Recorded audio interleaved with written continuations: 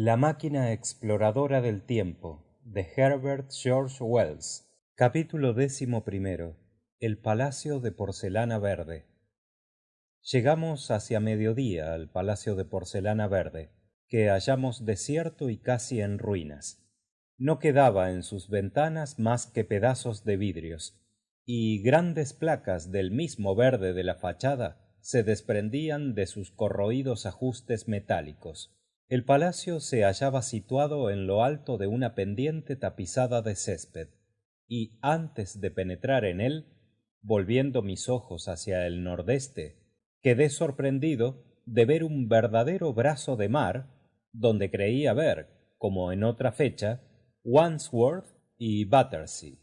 Después de examinarlos, comprobé que los materiales del palacio eran de verdadera porcelana, y percibí en la fachada una inscripción en desconocidos caracteres. Pensé torpemente que Wina podría ayudarme a interpretarlos, pero me di pronto cuenta de que la idea de una escritura jamás había penetrado en su cerebro. Me pareció más humana, creo, de lo que en realidad era. Quizás por su defecto. Muy humano también. Pasadas las grandes puertas, que estaban abiertas y rotas, hallé, en lugar de la sala acostumbrada, una larga galería iluminada por numerosas ventanas laterales. Al primer vistazo tuve la idea de un museo. Una espesa capa de polvo cubría las baldosas, y gran número de diversos objetos desaparecía bajo una igual capa gris. Vi en el centro de la sala, derecho, descarnado y extraño, algo que debía ser la parte inferior de un inmenso esqueleto. Reconocí un animal de una especie desaparecida, del género del Megatherium. El cráneo y los huesos de la parte superior yacían en tierra, entre el espeso polvo, y en un lugar, donde debía gotear la lluvia por alguna rendija del techo, estaban los huesos como roídos. Más lejos se hallaba el enorme esqueleto de un brontosauro, confirmándose mi hipótesis de hallarme en un museo. En uno de los lados encontré lo que me parecieron anaqueles inclinados, y, limpiando el espeso polvo que los cubría, hallé las acristaladas estanterías tal como en la actualidad las tenemos, si bien debían ser éstas impenetrables al aire, a juzgar por el perfecto estado de conservación de la mayor parte de los objetos que encerraban. Evidentemente nos hallábamos en las ruinas de algún postrer museo de historia natural, siendo, según las apariencias, esta sala la sección paleontológica, que había encerrado una magnífica colección de fósiles, y, aunque había sido retardada por algún tiempo la inevitable descomposición por medio de la destrucción de las bacterias, iba ya, aunque lentamente, haciendo presa en todos estos tesoros. Aquí y allá encontré rastros de raros fósiles, ya a pedazos, ya enhebrados en forma de rosario. Las estanterías habían sido en diversos puntos arrancadas por los Morlocks, según supuse. Un gran silencio reinaba en las salas, y hasta nuestros mismos pasos eran amortiguados por la espesa capa de polvo. Wina, que se entretenía haciendo rodar un erizo marino por el inclinado cristal de una de las casillas, vino hacia mí, mientras yo miraba a mi alrededor. Me cogió tranquilamente de la mano y permaneció a mi lado. Desde un principio quedé de tal modo absorto ante este viejo monumento de una edad intelectual que ni me ocupé de las seguridades que podía ofrecerme, y hasta la misma preocupación de la máquina alejóse por breves momentos de mi espíritu. Este palacio de porcelana verde, a juzgar por sus dimensiones, muchas más cosas debía contener que una galería paleontológica. Quizás había galerías históricas, y pudiera ser que hasta una biblioteca. Para mí hubiese sido esto mucho más interesante que el espectáculo de estos fósiles en descomposición. Prosiguiendo mi exploración, encontré otra corta galería, transversal a la primera, que parecía dedicada a los minerales. La vista de un pedazo de azufre despertó en mi mente la idea de la pólvora, pero no pude encontrar salitre ni ninguna otra clase de nitrato. Sin duda, habíanse disuelto. Sin embargo, esta porción de azufre hizo que en mi espíritu se agitase toda una serie de ideas. El resto de lo que la galería contenía, que era lo mejor conservado de lo que vi, no me interesaba apenas, pues no siento predilección por la mineralogía. Me dirigí hacia otra ala, en muy mal estado, y paralela a la primera. Parecía esta sección estar consagrada a la historia natural, pero lo que en ella se encontraba era poco menos que irrecognoscible. Algunos restos, arrugados y ennegrecidos, que habían sido, quizás, animales disecados, momias resecas en frascos que habían contenido alcohol, un oscuro polvo, resto de desaparecidas plantas. Esto era todo. Sentílo mucho, pues me hubiese satisfecho conocer las pacientes medidas contributivas a la conquista de la naturaleza animada. Llegamos luego a una galería de colosales dimensiones, pero muy mal alumbrada, y cuyo pavimento en ligera inclinación formaba un suave ángulo con la galería anterior.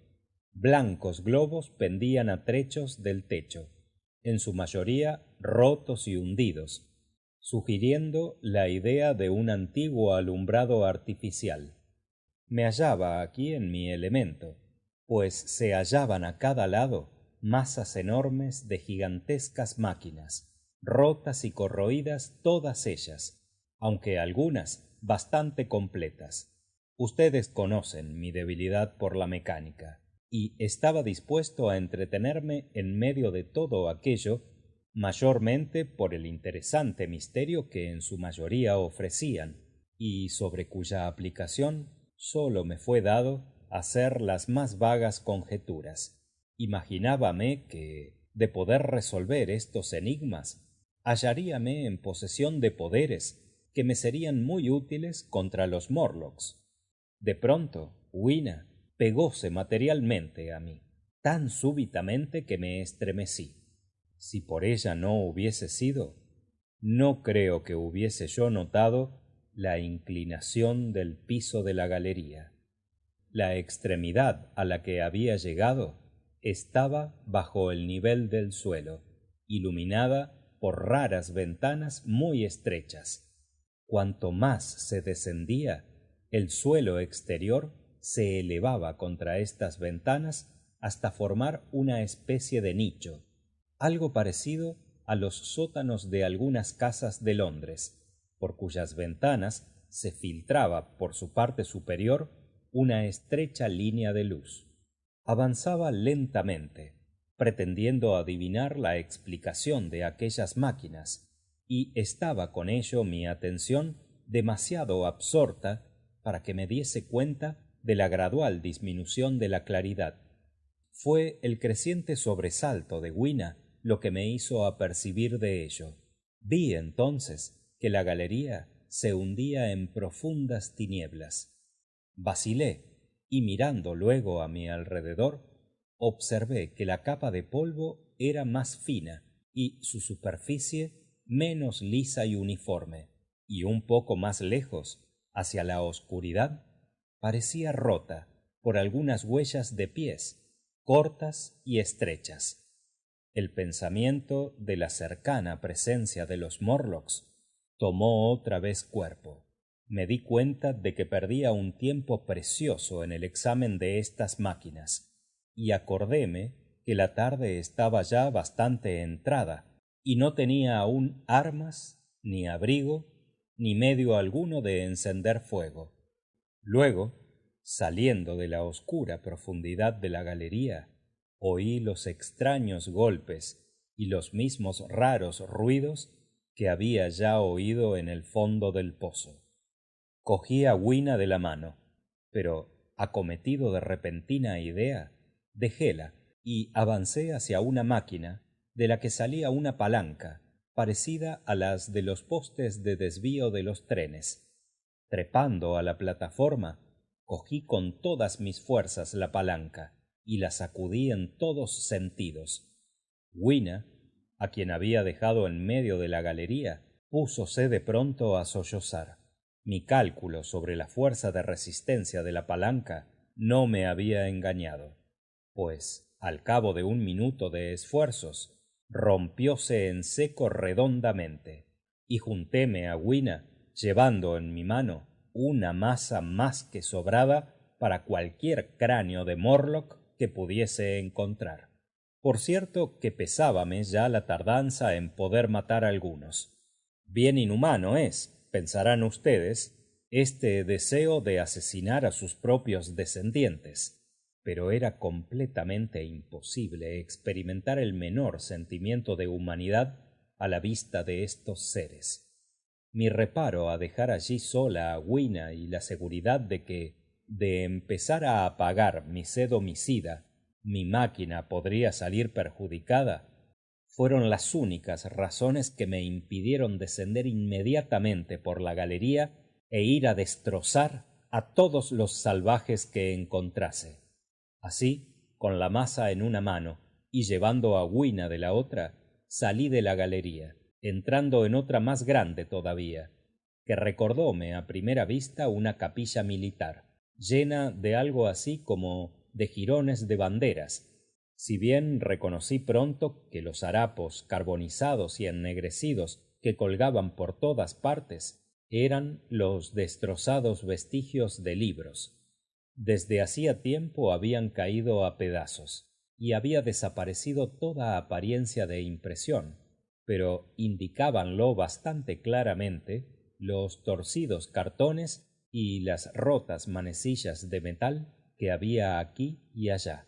Si hubiese sido escritor, ¿cómo hubiese podido moralizar sobre la futilidad de toda ambición? Pero lo que más me impresionó fue el enorme trabajo inútil representado por esta sombría soledad de papel podrido. Debo añadir que en este momento pensaba en el Philosophical Transactions y en mis 17 folletos sobre óptica física. Subiendo una larga escalera, llegamos a lo que debía ser antes una galería técnico-química. Esperaba hacer allí útiles descubrimientos. Salvo un extremo en que el techo se había desplomado, se hallaba muy bien conservada. Dirigíme rápidamente hacia unos casilleros que permanecían intactos y, por fin, en uno de los herméticos compartimientos hallé una caja de cerillas. Probé una al instante. Estaban en perfecto buen estado y ni siquiera humedecidas. Me volví hacia Wina. —Alégrate —gritéle en su propio idioma. Ahora tenía un arma formidable contra las horribles criaturas que tanto temíamos. Así, en este museo abandonado, sobre la espesa y suave alfombra de polvo, con gran alegría de Wina, ejecuté una especie de danza, silbando lo más alegremente que supe el aire de The Land of the Leal. Era una mezcla de modesto cancán, de pataleo y de danza original, pues yo, como ustedes saben, tengo natural inventiva. Pensé que escaparme por medio de esta caja de cerillas a través del tiempo, de innumerables años, era la cosa más rara y para mí la más afortunada. Luego descubrí casualmente otra sustancia aún más inverosímil, alcanfor. La hallé en un bote que, por casualidad, supongo, había sido herméticamente cerrado. Creí en un principio que era cera blanca y rompí el envase de cristal, pero no pude ya engañarme ante su olor. En medio de la general descomposición, esta volátil sustancia había podido casualmente conservarse a través quizás de varios millares de siglos. Esto me recuerda a una pintura a la sepia que vi un día pintar con el color extraído de una belemnita fósil. que había debido morir y fosilizarse hacía millones de años. Iba a tirarla ya, cuando, acordándome de que el alcanfor era inflamable y quemaba con una llama hermosa y brillante, pudiendo constituir una excelente bujía, metílo en mi bolsillo. No encontré, sin embargo, ningún explosivo, ni medio alguno de derribar las puertas de bronce, siendo hasta aquí mi palanca de hierro el único objeto hallado que podía prestarme auxilio para ello. Sin embargo, abandoné la galería grandemente satisfecho. No puedo relatarles por completo la historia de aquella tarde. Sería un imposible esfuerzo de memoria acordarme en su orden sucesivo de mis exploraciones. Me acuerdo de una larga galería llena de herrumbrosas armas, y de mis dudas entre un mapa, un hacha y una espada, pero no pudiendo llevármelo todo, preferí mi barra de hierro, que prometía mejor resultado contra las puertas de bronce.